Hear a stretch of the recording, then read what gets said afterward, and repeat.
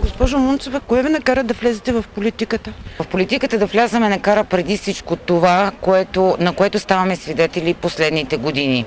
Всички млади хора като че ли малко останаха на страна от това и мисля, че това е причината нещата някакси да не вървят.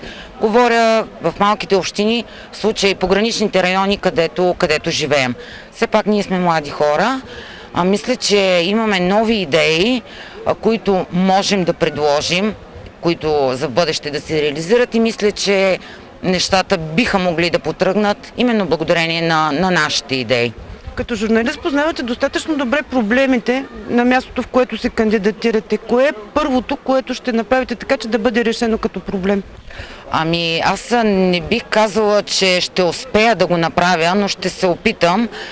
Преди всичко проблемите с инфраструктурата. Не може курорти като Царево, като Приморско, като Китен, Лозенец, всички останали по Южното Черноморие да посрещат туристи, намаляващи за жалост с всяко изминало лято с тази инфраструктура. Всяка година се чудим, защо туристите са по-малко и по-малко, а всъщност причината е това, че не се работи достатъчно според мен в тази насока.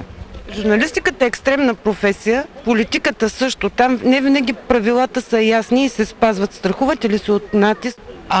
Да ви кажа, след 4 години работа в телевизия СКАТ с толкова много хора, да, вие сте права, имали сме и такива трудни моменти, разбира се, но тази работа, която аз върша, може би поради причината, че върша с много голямо желание, на мен тази работа ми харесва и така в продължение на тези 4 години аз се научих да не се страхувам. Да, ако трябва да съм честна, имало е моменти, имало е и натиск, упражнявам върху нас, но мисля, че човек, който харесва професията си и работи това с желание, не трябва да го плашат тези неща.